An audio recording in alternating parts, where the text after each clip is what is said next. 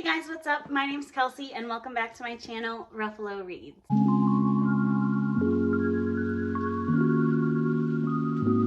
Today I have for you my August wrap up. I'm going to go through all the books that I read in the month of August, what I rated them, how I consumed them, and just go through a little bit about what they were each about. So with that being said, let's go ahead and get into all the stats. So in the month of August, I consumed 10 books, which is very on par for me.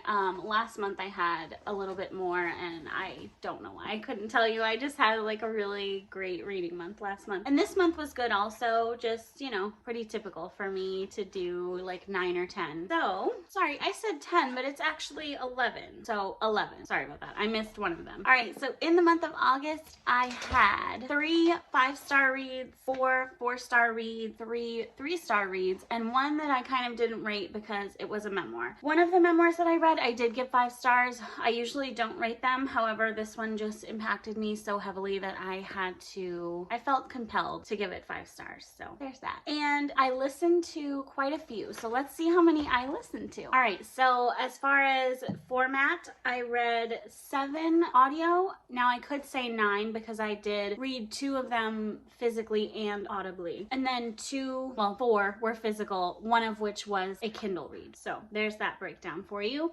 And then with having said all of that, let's get into each book. So I started off the month really strong with a book that was recommended to me, to people, by Cheyenne from That Tall Book Girl. It was the first books I'd ever read from this author, and it's Jewel E. Ann. So let me grab. So I read them one after the other. So it's a duet, and it's the Fisherman Duet. Is that what it's called? The Fisherman series, Fisherman Duet. The first one is The Naked Fisherman, and the second one is The Lost Fisherman. So these books follow our main female character, Reese, and our main male character, Fisher. Now, his name is Fisher Man, so yeah. And Fisher Man lives in this small town, and he's like the local, he's the local, handyman type of deal. And now her mom, Reese's mom, just got out of prison recently, and Fisher is her mom's landlord. Now, they have a very close relationship, like very friendly. He kind of walks around always with his shirt off. And Reese comes to stay for the summer after she just graduated high school to kind of bond with her mom and try to connect and form their relationship back. And she's very shocked and kind of intrigued and everything by Fisher because she was, raised for the past 5 years by her grandparents who are extremely religious. So she has some hang-ups with that, and her character growth is beautiful to see. And in the second one, I can't say much because I feel like that would just spoil this, but it does follow them. The first one does not end with an HEA. They kind of go their separate ways for the betterment of each of them. The second one does involve amnesia, which I am obsessed with that trope in romance. It's so good. It's so angsty and builds the tension perfectly, and I just cannot get enough. Everyone that I've read that has amnesia, I'm like, yes, I love it. But he does end up engaged in the next book to somebody that's briefly in the first book. It's not her, obviously. But yeah, I would highly recommend this. I loved it. I listened and read, like I said, and it was a really fun experience. So if you have not yet read a Jewel E. Ann, these are great to start with. I agree with Cheyenne. And if you have and haven't read these, then go for it. I really loved them. So, all right, so next books I want to talk about are Twisted Love and Twisted Games. Yeah, I almost said Twisted Hate. That's the next one. Twisted Love and Twisted Games. So unfortunately, I think I said this in my reading vlog, I want to say, right?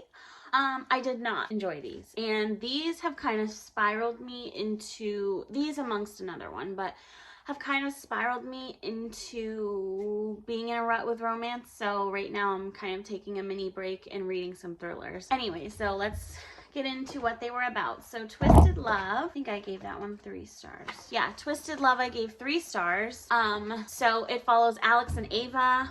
And this book does a lot of telling. So we read about how Alex is just so bad and he could never be good enough for Ava because he's just so evil and dangerous. And the only reason that we as readers know this or think this is because the book says it over and over and over again. He's like, I'm so bad. I'm so dangerous. Do we ever see him really being bad and dangerous? No. Ava, he's also scarred from watching his family be murdered as when he was a child. So, you know, there's that. There's a little bit of a trigger warnings. This book isn't like, you know, harsh too much or like super dark, but there is dark things in it, but it's not like, it's not something that would make the everyday person like, you know, scared or upset or anything. I don't think, but maybe. But just so you know, there's this kind of childhood trauma, but it's not on page at all. Ava has distorted childhood memories because of her own childhood trauma. So everybody just has trauma. And basically he was so annoying and had no personality other than claiming that he was just so bad and dangerous, and she was okay. Don't remember much about her though. And the ending was just the most ridiculous, over the top bullcrap that I've ever read, and it felt very much like Disney villain to me, and I was not a fan. So moving on, we have Twisted Game. Now, this one was between Bridget and her bodyguard, Reese. I did like this one a bit more than I liked Twisted Love. I still think I would give it a 3 stars, but in my book, I think I did rate it 4. Oh no, I did rate it 3. So yeah, I'd rate them both 3, but this one was definitely higher of a 3 star for me than Twisted Love. So this follows Bridget and Reese. Bridget is Princess. She's friends with Ava from the first book, and Reese is her bodyguard. It's super slow burn, super angsty, touch her and you die vibes. I don't know. I've never really read like a royal romance, or other than like Red, White, and Royal Blue, of course. And it just wasn't like my favorite. And I think that, I don't know if I read it too soon after the first one, and I got like a little bit of like burned out from this author's writing style and the way she likes to tell stories. But yeah, I just was not the biggest fan of it. Yeah, I don't have much to say. She did lean on the male character from the first book, Alex, for help, so that was kind of cool how she connects them. I mean, it is a series, so you expect that. But then I actually listened to a thriller called The Island by Adrian McKinty. I gave this one 4 stars. It was really, really fun. I highly recommend the audiobook. They play like rain sounds and gunshot sounds, and I don't know, they just have really cool sound effects. This was told solely from the point of view of our main female character, who was married to a man, and they're on vacation in Australia, and they end up going to this little private island, and you know, things go down and they have to figure out how to survive on this island against this kind of family who feels wronged and don't follow the rules because there's no policeman on the island, and there's no way to get off other than via the family, via their boat on their dock. So it's pretty crazy, it's pretty wild. You definitely have to suspend your disbelief, but I feel like with most thrillers you do kind of have to do that to begin with. So I enjoyed it. I read some not favorable reviews that I do agree with, but it just didn't sway my personal enjoyment of it. Like, I had a fun time when reading it, and I feel like I just never wanted to put it down. And for me, if that's what I look for in a thriller, something that I just do not want to put down, and if it does that, you succeeded, and I think you did a great job. Was it perfect? No, that's why it's 4 stars. Moving on. Then we have another one that I believe was in my reading vlog, which is Between Hello and Goodbye by Emma Scott. If you can tell by my smile, I absolutely adored and enjoyed and loved this one. It follows our main girl character, what's her name? Faith, and she is kind of going through some internal battles with herself. She is like partying a lot, and she's doing really amazing in her life and her job and her career, but she feels kind of stilted, and she is offered an opportunity to get, you know, promoted, but they need to see the, like, not drive, but they need to see her kind of like shape up and like show that she's dedicated and want to come in every day on time and, you know, basically, you know, show up for what she's doing. And she does great work, but but they want her to show up and show out for what she's doing. So they offer her this as long as she takes some time off to figure her shit out. Now, if this isn't white privilege, I don't know what is, but putting that aside, she decides to go to Hawaii because, of course, go find ourselves in Hawaii and, you know, take a break from drinking. So she doesn't tell her one best friend who's like basically an enabler of her drinking and partying and making bad decisions with men. So she swears off drinking, she swears off men, because that's kind of her bad cycle, is going out drinking. Then I read King Sized by Jessa Cain. I read this one on my Kindle. It's a novella, and it was a bodyguard romance, plus size hero, teeny tiny heroine. And her parents got murdered or died. I don't know if they got murdered. No, they did get murdered. They got murdered and died, obviously. And, you know, she has to be the queen, and her and her bodyguard start her and her bodyguard start a little, you know, relationship type of deal, and it blossoms, and it was really cute. I recommend if you want a really quick little bodyguard romance. So yeah. All right, then we had another absolute favorite read of the month. Feels a little wrong to say, but I read or listened to Jennette McCurdy's audiobook of, I read or listened to Jennette McCurdy's memoir, I'm Glad My Mom Died. This was powerful, important. I loved hearing her story. I did not grow up necessarily watching iCarly. I think that was more so like my younger sister and our cousin. So I saw it. I know Jennette McCurdy. I've watched her episode on SVU. I never knew anything about her. I've heard like things here and there kind of about Nickelodeon, and that part was insane to me. I mean, I guess it's not totally insane, you kind of, but it's sad. And, you know, I liked hearing about her complicated relationship with her mom and everything. So I think that this is blowing up, and as it should. I would highly recommend picking this book up. Buy it, support her. Yeah, fuck Nickelodeon, you know what I mean? Moving on. Next, I was like hankering for something like Jennette McCurdy's I'm Glad My Mom Died. I do really love memoirs, specifically love listening to them. So I listened to Ashley Ford's Somebody's Daughter. This one I did not rate. I did rate I'm Glad My Mom Died 5 stars just because that did impact me, and I just like it really stuck with me, and I really wanted to support her on Goodreads and everything. Not that I don't want to support anybody else, but I just feel really weird about rating memoirs because it's like, how can you just like rate somebody's life? Like, it's their experiences. I don't know. I guess you can rate it solely on the writing, but I don't know. I'm not here for that. I did thoroughly enjoy Ashley C. Ford memoir, Somebody's Daughter. It was very interesting. It really kept my attention. I just got a little burnt out from how much sad and depressing like things I was reading, I guess. Jennette McCurdy's book was really, really sad and depressing, and at parts, most parts.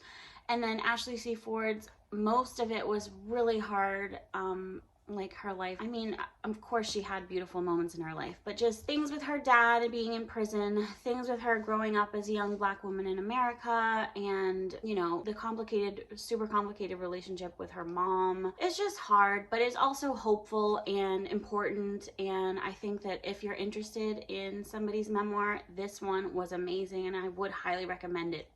My only thing that I'm saying now is that of all these, like, the books that I was not loving, and then these, like, really depressing memoirs, I feel like my mood was just being like, ooh, like just dragging me down, and I was just like getting sad, but it was really, really good, so I would recommend. All right, it is second to last, and I did really enjoy it. It was called, well, I wouldn't say really. Okay, I enjoyed it. It was called American Queen by Sierra Simone.